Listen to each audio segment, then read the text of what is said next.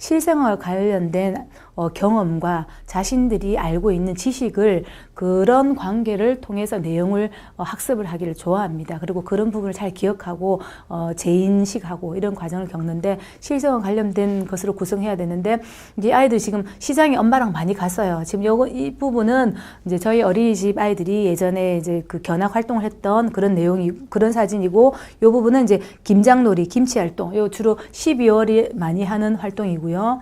요런 건 이제 아까 말씀드렸듯이 여름에 6월이나 7월에 많이 할 수 있는 활동으로 구성된 건데 직접 엄마랑 아빠랑 많이 다녔던 시장에서 아이들이 지금 견학 활동을 하는 겁니다. 물건도 보고요. 상인들을 하고 인사도 하고요.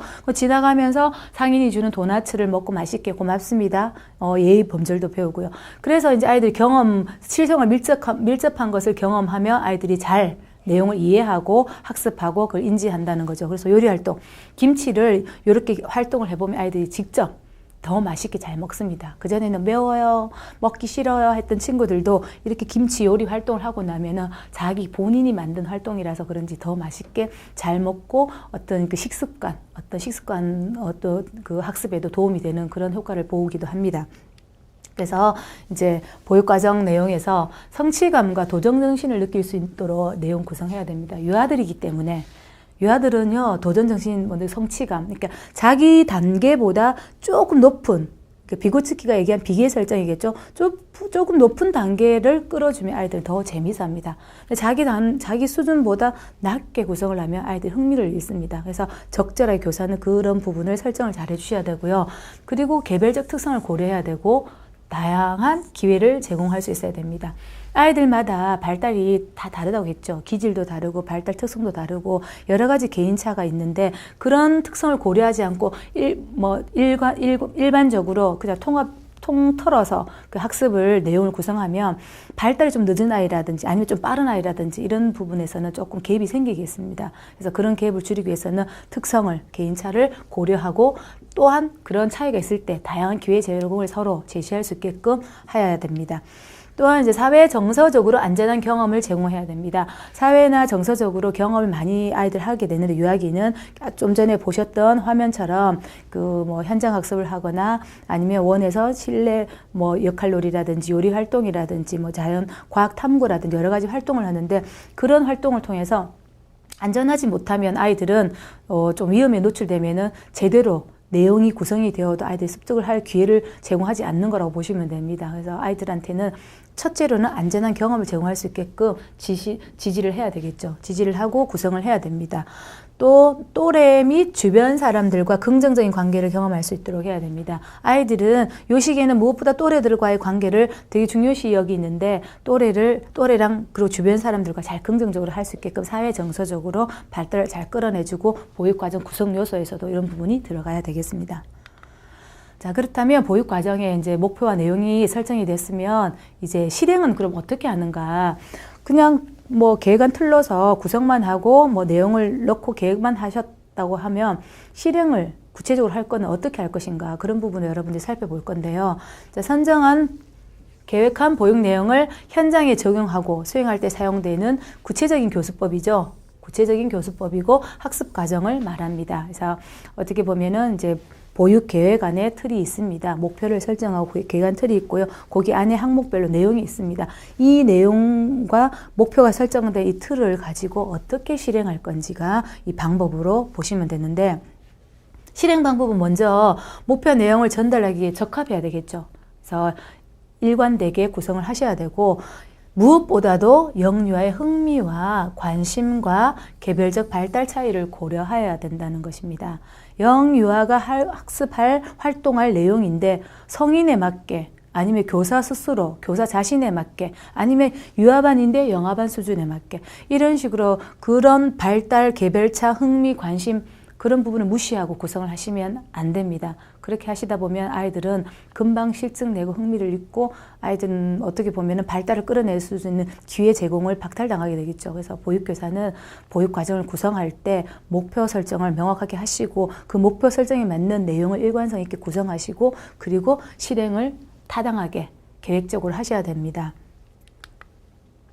자, 그럼 첫 번째로 이제 활동 실행을 하기 위해서는 어떻게 이제 실행을 하는지를 살펴볼 건데요. 활동 시간의 종류와 특성을 먼저 살펴보겠습니다. 이제 여러분들이 보육 현장에 가시면 대그룹 시간, 소그룹 시간, 뭐 실외 활동, 바깥놀이, 산책 여러 가지 활동 유형의 이제 명칭들을 접하게 되실 건데 큰 틀로 보시면 이제 자유선택 활동 시간이 있고요. 대집단 활동, 소집단 활동 이런 식으로 구성을 할 수 있는데 그렇다면 자유선택 활동 시간은 무엇인가? 자, 액티비티 타임이라고 그냥 움직이는 시간이에요. 스스로 누가, 유아가, 영아가 스스로 선택해서 움직일 수 있는 시간인데 자유롭게 본인이 능동적으로 선택한 활동을 선택해서 그 활동을 구성하고 조직화하고 뭐 놀이를 하든지 그렇게 할 수 있는 시간입니다.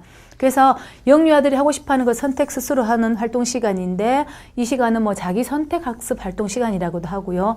자유놀이 시간이라고도 하고 놀이 시간 등으로 부르기도 합니다. 그래서 하루 일과 중에서 오전, 오후로 나눠서 2회를 실시해야 됩니다. 이 부분은 계획안 구성에서 충분히 들어가야 되는 부분이거든요. 그래서 오전 자유선택 활동 시간, 오후 자유선택 활동 시간을 나누어서 하루 2회 실시하는데 이 시간에 유아들은 하고 싶은 활동을 선택하고 스스로 그 활동에 몰입을 합니다. 아이들이 가장 좋아하는 시간이라고도 볼 수 있겠죠.